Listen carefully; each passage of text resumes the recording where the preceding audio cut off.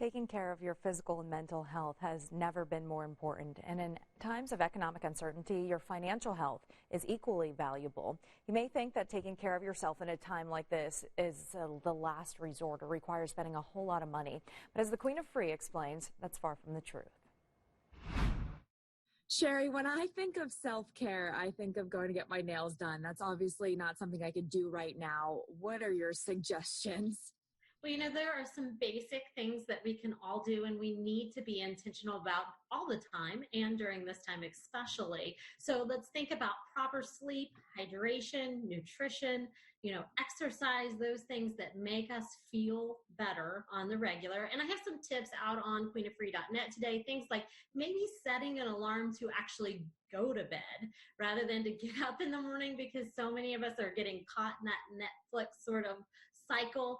And filling a bottle of water up every day to drink during the day. So plenty of ideas that don't cost anything to take care of yourself.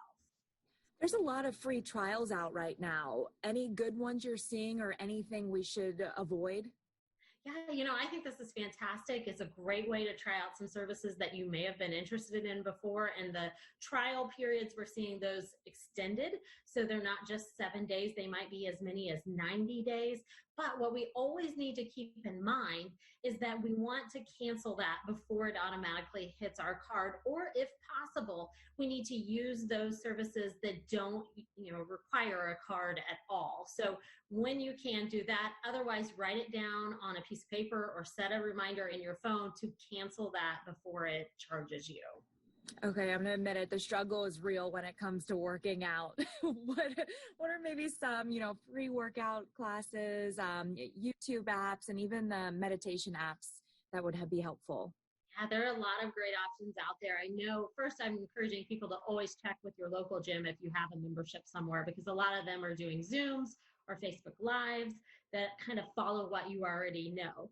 But I have a great lineup of other apps and YouTube channels out on queenoffree.net, things like fitnessblender.com that you've heard me talk about before. Orange Theory has great daily videos, so you can change it up.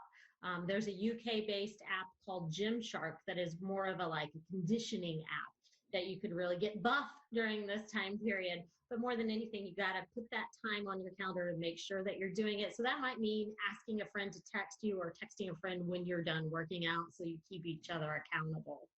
Any final thoughts?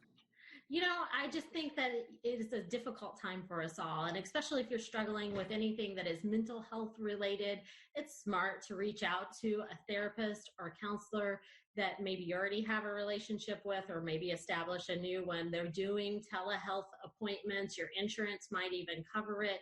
So don't wait to take care of yourself. Don't put it off. Be intentional. Sherry, thank you so much. We'll put all of the Queen of Free's tips on our website, WTHR.com. We'll link you right to her blog.